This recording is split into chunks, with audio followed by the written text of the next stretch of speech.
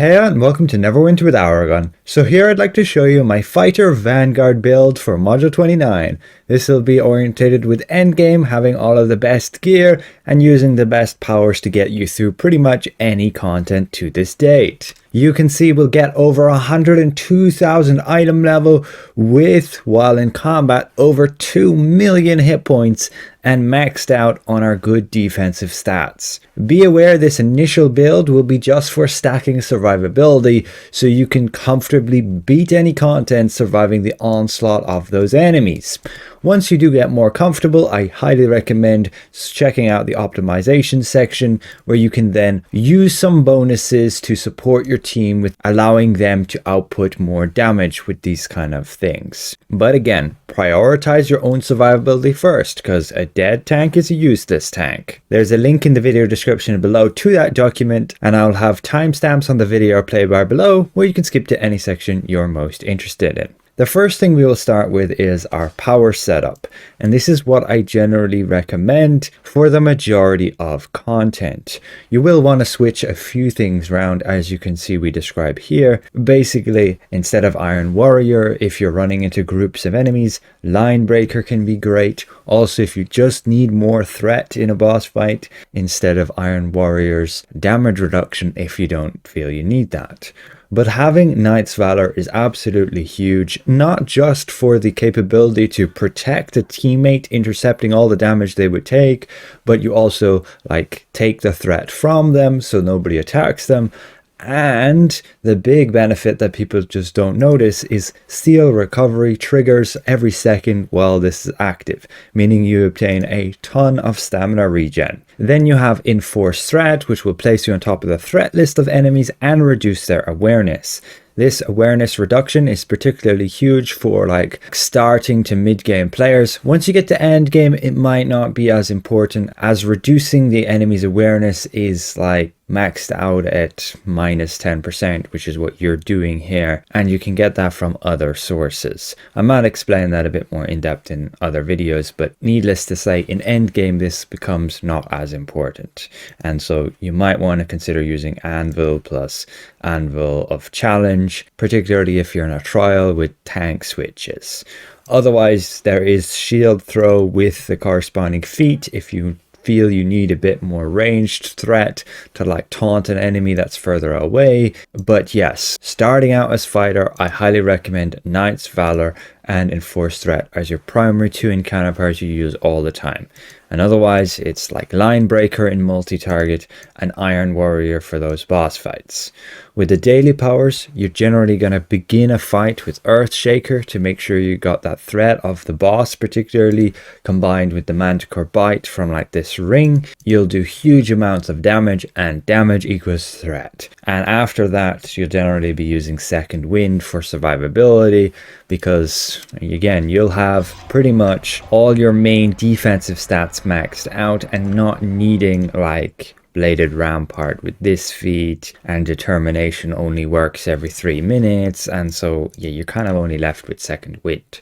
If you're using Phalanx, you're not able to block while using it, which is unfortunate, and so you can only really use that to protect teammates and not yourself. I wish they would change that. So Second Wind is generally your go-to daily power there. Your class features, you got that Steel Recovery, again for that massive stamina regen combined with Knight's Valor, and your second class feature doesn't matter a whole lot. This one can be neat for some extra damage, and it will also trigger effects like Redemption there if you're using it, but don't be afraid to use movement speed if you needed to. The stamina regen here is 2%, so it's kind of useless.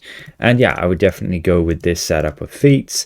The last set of feats, Shake It Off, can be a bit better when you need threat. If you don't need the extra threat, Deep Breathing can be useful, but I never really found myself using Dig In for longer than 3 seconds on fighter, and so this generally wasn't that practical. Just be aware you have that Dig In block ability, which you generally want to use all the time to block attacks, rather than your standard block, which you would use on other tanks. You have no penalty of entering this Dig In state. You can just do it whenever. You will get people spamming it and being really annoying, but when you dig in, you gain massive boosts. You can see your block will go up to 60% of your max HP versus the normal 40%. You gain a 15% awareness boost, and you'll also gain a 10% critical avoidance boost here. So you'll pretty much use dig in to block as many attacks as possible. As long as you have stamina, always try block attacks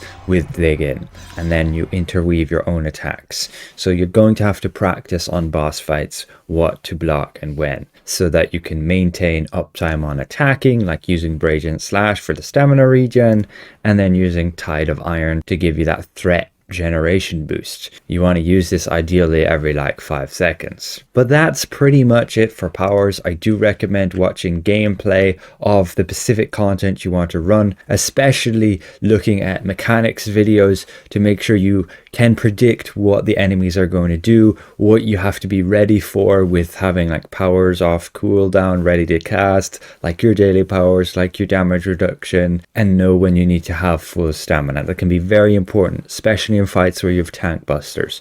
So make sure if you're going into any challenging content that you're watching like mechanics videos, or you have a team who will be patient with you to learn it. From there we go to our race and ability scores, and here we've gone with Drow, primarily because yes, it gives us a defensive boost of 5% deflect severity, can be useful here, but then Darkfire, which is reducing the enemy's defense, which increases our team's damage against the target. There are lots of other races you can use on tank there, so don't be afraid to mix and match and use different things.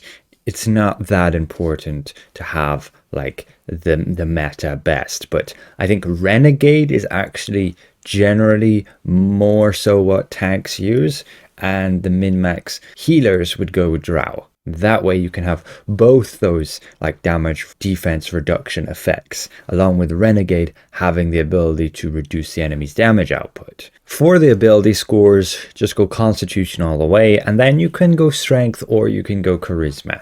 Like Strength is going to be useful with that stamina regen and the physical damage boost. Charisma is useful for the forte and recharge speed. From here we go to our gear setup. So you can see what we're currently using, and this is what I find the best for just survivability. As per the build document, you can see the exact gear locations for all of those pieces. Just be aware that there are a lot of alternatives. For example, instead of having the enchanted depth forge armor here, you can run just the legendary depth forge armor here. You can even run the armor piece there, the depth forge cuirass, instead of like this one from Master Demon Web Pits if you're still progressing, because advanced content far easier to get into and complete. And like these Void Touch weapons you can go with instead. The Zaraxian weapons when you're working towards endgame, get them from the advanced Imperial Citadel. And then these boots, you could per se have the boots of the Shadow Demon if you didn't have those. I do highly recommend checking out my tank gear progression video, and that will show you lots of alternatives you can use at any stage you are at in the game. The rest of the build will all work no matter what gear you have there. Just try and make sure to have a Manticore main bite ring there, and when you go into multi-target, make sure you're having a ring with the charging bull effect. So like the celerity ring from your Dragon Slayer, with the effect when you run for more than 1 second you generate threat around you. That is absolutely huge and kind of necessary on fighter to maintain threat. Even the Darklight Ward ring there is great with the same effect. And then there's also like the Ring of Condemned we mentioned again in the tank gear progression video. But yes, this is all of the best stuff I would go with. Shirt and pants as well, you can get just the legendary variants here from the advanced dungeon. And with regards to the Tiamat set, I find it is a bit better than the Caldera set, so I wouldn't go spending millions to get it. You can see the effects of this set, and all it does is give you a bit of a boost in threat, but the item level will be significant and you'll gain about 70,000 hit points. But that 70,000 hit points is like a 4% gain, and it can just be better having 8% damage reduction and the critical avoidance there. The synergy works super well with this armor. So like when your stamina regen is high, you gain the 7.5% from here. And when your stamina is low, like 15% or lower, this triggers and you gain the 8% from here, along with the damage reduction. So it can be very useful and save you even when you drop low and enemies are still beating on you. But overall, that's gear. You can see again exactly where it's all coming from, and you can check this video out for different progression lists if you're still much lower in the game. Now we're going to go to our modifications, and you can just see on like the headpiece here we got hit points, armor piece crit avoidance, arms crit avoidance, feet maximum hit points, and the neck, rings and waist all got that awareness there. They're just armor kits and jewels. Then we go to our enchantments. So this is what I recommend, just all jades in defense, a garnet in utility. You could argue having a cobalt here might be a little bit better with the incoming healing, but it's all around just a very tiny amount. And we should still be able to actually cap out our stats with that, so we should be fine doing so. We got the resiliency of the depths and unholy protection. Just use those overloads when you're running into tough content. I do recommend resiliency over like bulwark, even though you'll gain a bit more hit points there. The damage resistance is generally just better. It will work against all damage, not just physical. We have a fortified nature, and it's very good when you get hit a lot, but the alternative is the flash freeze. It is useful to you, particularly that you don't really need much more stats, but the trigger chance is only 20%, and you're barely going to have this up, but it can help the group a little bit survive mitigation checks if by chance it is active. I generally wouldn't rely on it, and you're just better off with fortified nature everywhere. And then we have like a movement speed bonus enchantment here. You could have like recharge speed instead, or even stamina if you wanted to. Moving then to the artifacts, we just have ones with stamina gain. So Scintillant Symbol of Water, highest item level with stamina gain there, along with the Heart of the Volcano, and then the Mythallar Fragment. And of course, we have the Tiamat's Arcane Globe to complete our set. Be aware, as your primary artifact, you will want like one of the top 10 here, and you might need to adapt to fit into a group better. And so you might not always get the opportunity to use Mythallar Fragment, but that is like the best one we can have there. Then we go to our boons, and with our campaign points, I recommend just putting them all in these slots. Having that demonic mastery for the latest dungeon is really good. You might want to work towards getting like life lessons and focused retaliation later on, and even getting action points and recharge speed. And yes, getting like the rest of the deflect severity and maybe the rest of the lingering potions too, if you just want to use potions instead of like stones of health. For the guild stronghold, this is what we're using here. You can use movement speed if you know you for sure won't die, but otherwise revive sickness can be very crucial. And then we go to our companions. And as your summoned companion, I personally usually use one that just supports the team. So there's like a whole list here. But if you want some personal survivability, you could use an augment like the Winter Fox for HP and Forte, or a healer companion like Linu or the Dedicated Squire or Angel of Protection. But in general, you're better off with just one to support the team. They can do more damage and get through the fight quicker. We can see the companion equipment here. It's all just from the Mountain of Flame campaign, the latest edition. We have Redemption here, and that's for personal survivability. Later on, particularly in endgame, it can be better off having one that reduces the enemy stats, allowing your teammates to do more damage. Check the optimization section. We have Elena Sartell here with the extra like reflect damage and heal. Can be very useful from a battle pass. You might not have it, so you might want to use something else like just stats, or even the Tamed Velociraptor for team support for people who do use it. War Dog there, Lich, Moonshade Druid, and Golden Deep Crow. But again, you can check the document here, and we have a bunch of alternatives along with this whole list here. Just make sure you're getting like those defensive stats. You'll want to prioritize like defense, awareness, crit avoidance, hit points. That's usually the 4 best ones to go for there for those bonuses, and like damage resistance as you can, but that's like super rare. The Lich is like one of a kind. From here we move to our mounts. In our current tab, we want to use a combat power that supports the team. So like some of these top ones here are great. You'll use it during an artifact call, so when you cast your artifacts, you'll use this as well. You'll also reduce the enemy's damage, so you can use it for that too. And Swarm is very useful also to break out of some control effects, particularly in the Moon Dancer at the last boss. If he like stuns you, you can cast this and break out of that. You want to use an equip bonuses, which is like a aura. So there's Pack Tactics, there's Runic Aura, and then I believe there's also Mystic Aura, which we don't have right here. For the stable, we're just using all Fortitude insignias because we can. And we're using the bonuses like Lionheart's Perseverance, Oppressive Reprieve, Knight's Condemnation, Survivor's Blessing, and you could go with a Champion's Return instead of one of the Lionhearts if you have, say, the Neverwinter Hand. I believe that's the only one right now that has it. But do check my mount document linked below for alternative mounts. You don't need these exact ones that I have. They could be just far more expensive than they're worth. You want to have collars like Rough Fast Roll Diamonds and Counter Power Damage, Stamina Gain, Incoming Healing, and like Recharge Speed. Lastly, we go to Consumables and Belt Items. So for this build, we're using like Elixir of Steadfast Devotion, Caprice, Chocolate, and the crafted potion of Deflect. The highest one is, yes, rank 14 plus 1. But yeah, you can see my document here. You'll get those elixirs just through invoking there. You get the Caprice through your events. You'll get chocolate from the guild. And these crafted potions are, yeah, from crafting. With belt items, I do recommend a Stone of Health, but you can even use a rejuvenating potion as well, just from NPCs.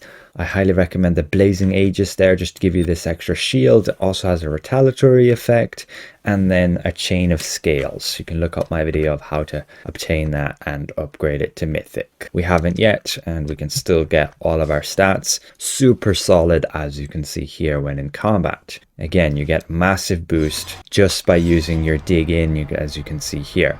And with like the Master Boon, if that triggered Blessed Resilience, you'll get the 6% defense from there, or you might get a few triggers from Fortified Nature and you'll be maxed out on that defense. There's no need to push it any higher really.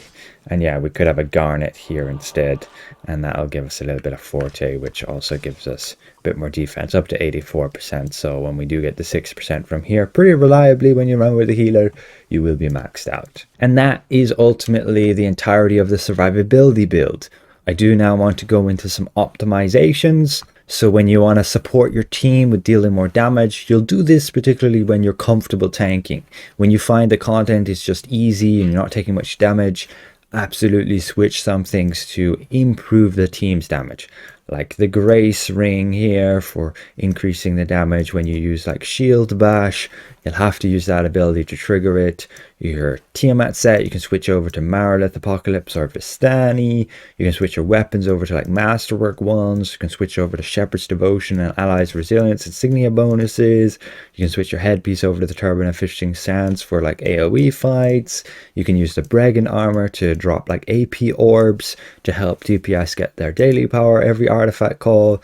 You can make sure to use a Summoned Companion that's boosting the team's damage, and make sure to use a Companion Enhancement that's also boosting the team's damage. And if your team is running like a Rapture group, be sure to use that there. You'll give everybody like over 18% power, which is massive. And overall, that is the build. Ultimately, it's very similar to my Paladin build and probably very similar to other people's builds too, as there's not a lot of options right now for tanks at endgame. I wish they would come out with some new actually good stuff.